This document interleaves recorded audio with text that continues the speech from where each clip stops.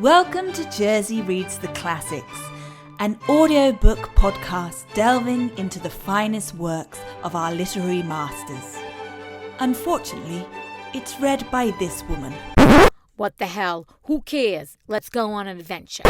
Hello and welcome back to Jersey Reads the Classics with me, your host, Rosa DeCandia. Well, my friends, thank you so much for joining me. We are coming into the home stretch because this is like episode 14 of 15 because I'm going to end it on the 22nd because Christmas is a Friday and you're going to be with your family, and even if not, you can watch all the episodes together and see, oh my God, oodles of minutes of me talking and reading this story to you. Now, point is this. Coming into the home stretch of our wonderful book, A Christmas Carol, and let's just do a quick recap of the last episode. So Scrooge is with the ghost of Christmas future who doesn't talk, and they saw these people that are like cackling and they're evil. There's two women and a man, and they're like selling and bartering shit that they got from somebody from a dead man's room and actually from his body.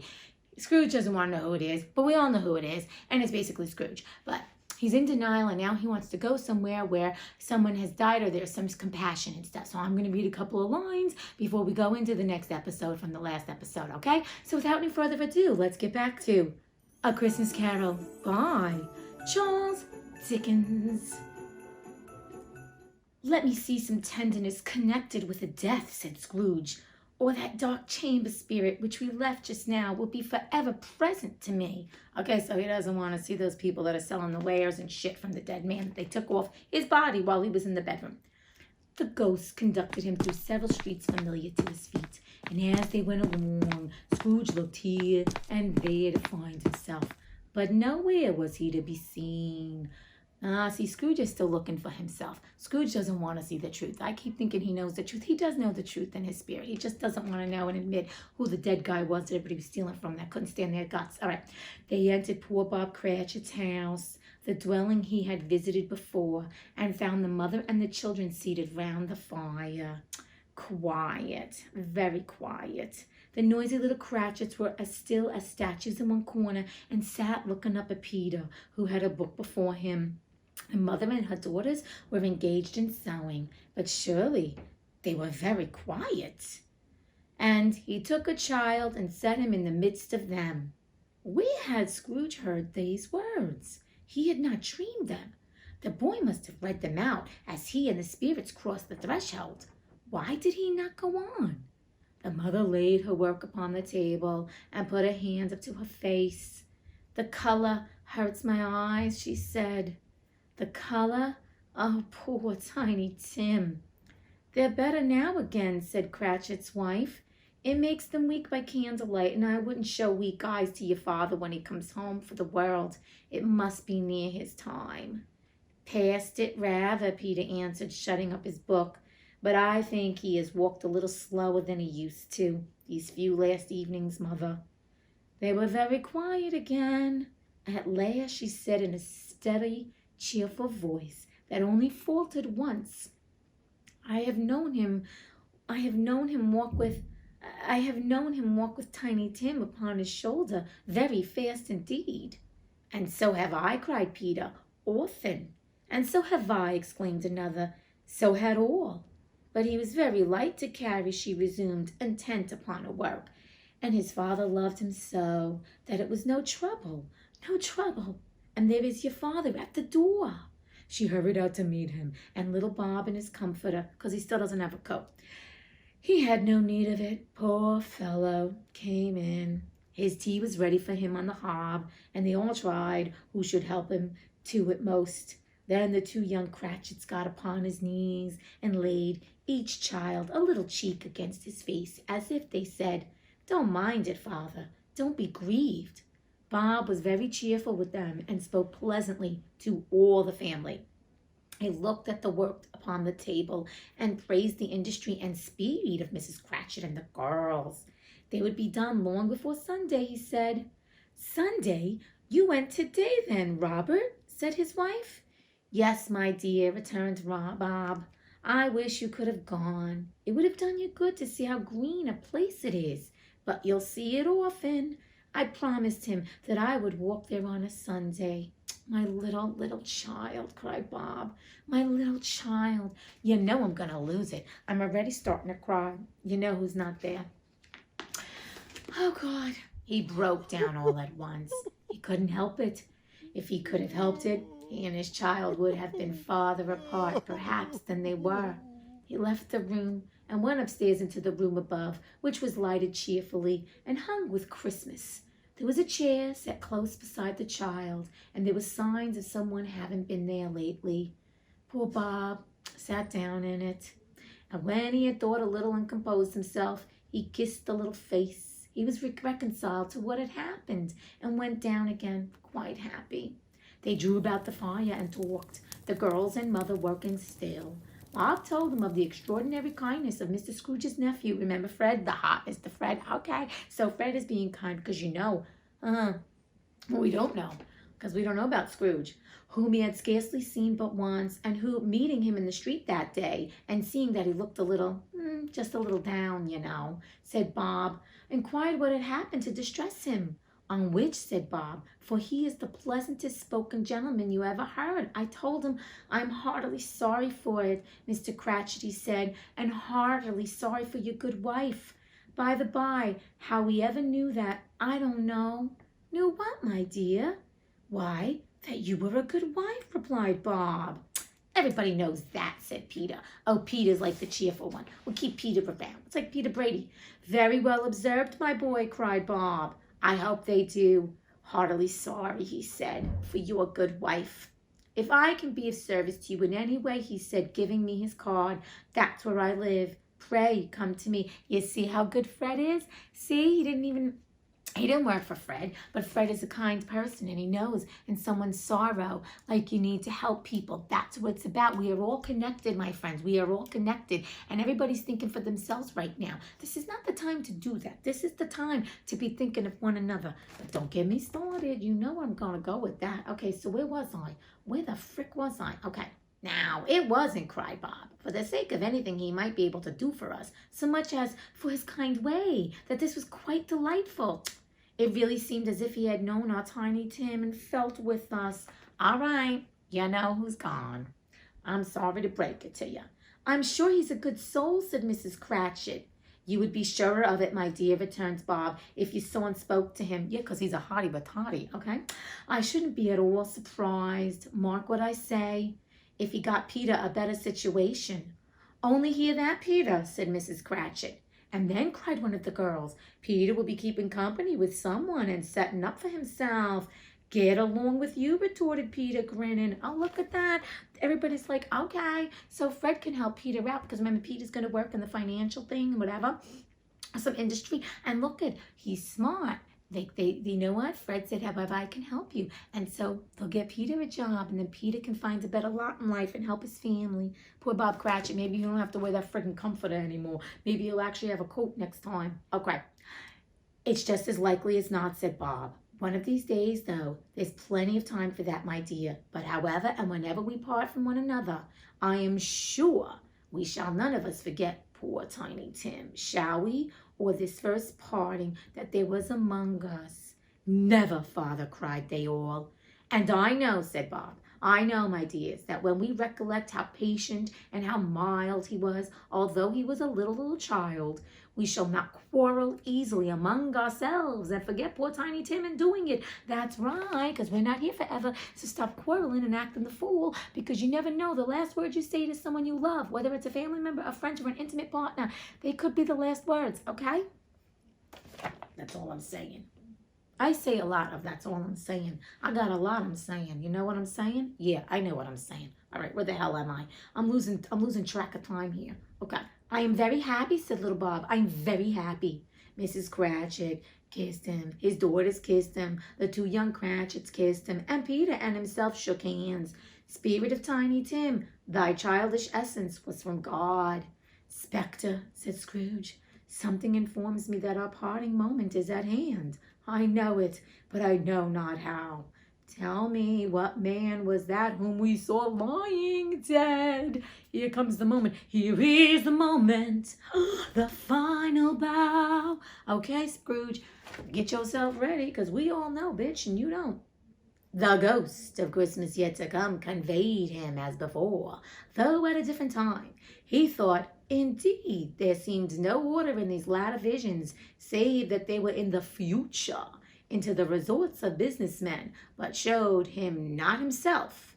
Indeed, the spirit did not stay for anything, but went straight on, as to the end just now desired, until besought by Scrooge to tarry for a moment. Dun, dun, dun, dun. They're tarrying, like Tarrytown in the legend of Sleepy Hollow. Okay, this court, said Scrooge, through which we hurry now, is where my place of occupation is, and has been for a length of time. I see the house. Let me behold what I shall be in days to come. The spirit stopped. The hand was pointed elsewhere. The house is yonder, Scrooge exclaimed. Why do you point away? The inexorable finger underwent no change.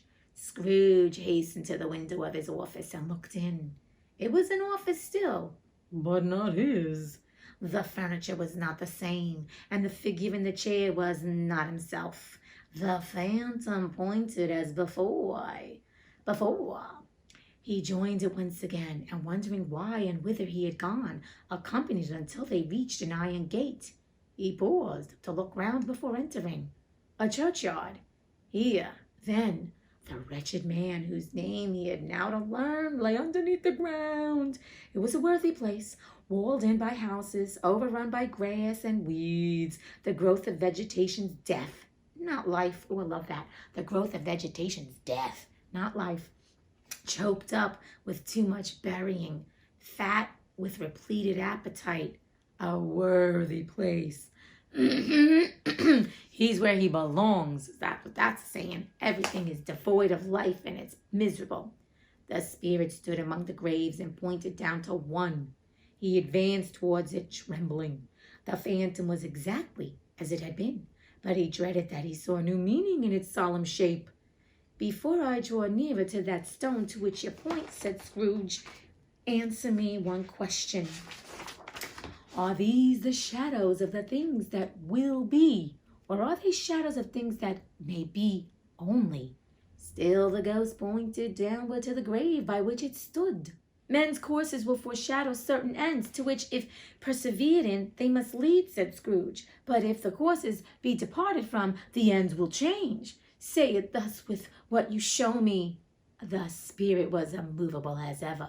Oh, you know he's shitting a brick now, because he knows deep down. He knows. This is the moment of truth. Scrooge crept towards it, trembling as he went, and following the finger. Read upon the stone of the neglected grave his own name, Ebenezer Scrooge. The last of the spirits. Am I that man who lay upon the bed? He cried upon his knees. Cry like a baby, motherfucker. The finger pointed from the grave to him and back again. No, spirit. Oh, no. The finger still was there. Spirit, he cried, tight clutching at its robe. Hear me. I am not the man I was. I will not be the man I must have been but for this intercourse. Why show me this if I am past all hope? For the first time the hand appeared to shake. Good spirit, he pursued, as down upon the ground he fell before it. Your nature intercedes for me and pities me. Assure me that I yet may change these shadows that you have shown me by an altered life. The kind hand trembled. I will honor Christmas in my heart and try to keep it all the year. I will live in the past, the present, and the future. The spirits of all three shall strive within me. I will not shut out the lessons that they teach. Oh, tell me I may sponge away the writing on this stone. That's beautiful. Instead of saying erase it, I will sponge away. Yes, you can. Change your shit, Scrooge. Stop being an asshole and stop being a cheap mofo and stop being a Scrooge. That's right, Scrooge. This is your lesson. This is his come to Jesus moments. This is his moment. In his agony, he caught the spectral hand. It sought to free itself, but he was strong in his entreaty and detained it. The spirit, stronger yet, repulsed him. Holding up his hands in a last prayer to have his fate reversed, he saw an alteration in the phantom's hood and dress. It shrunk, collapsed, and dwindled down into a bedpost. So good. so good. This is like such a beautiful moment because it's like he has his zeitgeist, he has his epiphany. He realizes now all the crappy things and all the person he was ain't going to get him anyway. You know, I think this is the thing. It's what's going on with the world right now. This is so appropriate. It's so apropos. And I think I'm so glad I chose it. Obviously, it's the most famous Christmas tale. And I could have just done a regular book and just done a, whatever. But I'm glad I did this because especially what's going on in the world. Not everybody, but so many people are self-absorbed with their lives. They're worrying about everything outside. The money, what they look like, this and all this other stuff. Hey, I know we need money to live. And hey, it's okay to take care of your outer shell. But what about your spirit? This is the whole time. This is what all this series is about. It's about feeding your inner goodness, feeding the spirit, your soul, whether you believe in it or not. It's not even about that. It's just like being a kind, compassionate, empathetic person, being nice and loving to one another, even though we may disagree on very big topics. But the problem is this, I think why people are so disagreeable right now is because we can't even fathom that there are some people that just are concerned about themselves and they don't give a shit about the rest of the world. And this is where I'm going to implore and encourage all of us to think outside of ourselves. We've talked about this, and this is why I'm not going to go too much into woo-woo, because at the end of the day, this book is really about you being a kind human being, knowing that there is karma. I too believe in karma. And a lot of people that are evil think there's no such thing as karma. I don't believe in this. Let me tell you something. Ever think back to something that happened to you that's really bad? You've ever said to yourself, what did I do in my life to deserve this? People always do that. That's karma, bitch. Now, things are going to happen sometimes that just suck. So I'm not saying you got that happening because you are a bad person. This is not about that. This is not about beating people up. This actually is to reinforce the fact that we are only going around this particular lifetime once. And how do we want to go around it? Do we want to go around hating each other, begrudging each other, resenting one another, not forgiving each other? No. We are here to have a human experience, and being human is very difficult. Whether you believe in spirit or not, just being a human is difficult, and staying in a positive place, especially nowadays for all of us, is difficult, but it is not impossible, because once we think of our fellow man and look at them with the eyes as if they're a child, things change. So let us all come together and unite, and let's put out the vibration of love and light and peace, joy, bliss, compassion, and empathy. This is the time, my friends. This is the time when we all need it the most. And we all need it the most for ourselves first, and then to give it to others. And if people that are around you are not being compassionate and empathetic to you and are not treating you in the way you deserve to be treated, and you're also treating them in a good way, then you need to purge them. Because let me tell you something, kindness should always beget kindness. Now, does it always do that in the real world? No, but you also have to stand up for yourself, and you accept the way people treat you. You determine that, and you determine your self-worth. Next, please also, if people are not treating you well, and you have people around you that are not good, but yet you're thinking, oh, I jive with these people, I'm going to tell you to look at yourself, some introspection. But if you're looking at these videos, I know you're a good person, because I'm spewing a lot of stuff here which I think a lot of people aren't getting because it's on a frequency. And even though I'm speaking it in layman's terms, not everybody is ready to hear it. And I know that. I mean, that's for all of us. And I do have hope for the future that things are going to change. And once this world kind of has its own epiphany, because really what the world is going through right now, especially America, is the ghost of the Christmas future. It's the night of the dark soul. And it's a hard memo to receive, and not everybody is ready to receive that. But if you are, and I think you're watching this, I just want to encourage you to continue to be kind, loving, compassionate, and empathetic for your first to yourself, and then to others. So with that being said, my friends, I'm sending you tons of light, love, peace, joy, bliss, magic, and fairy dust, and compassion, and empathy, and abundance, and prosperity, and joy, and health, and all that good stuff that I wish for you, I know comes back to me, knowing that this is a reciprocal energy, and knowing that right here, right now, you are worthy, you are enough, you are loved. Someone is thinking about you. And until we read again, bye. Y'all come down and see us sometime. Yeah.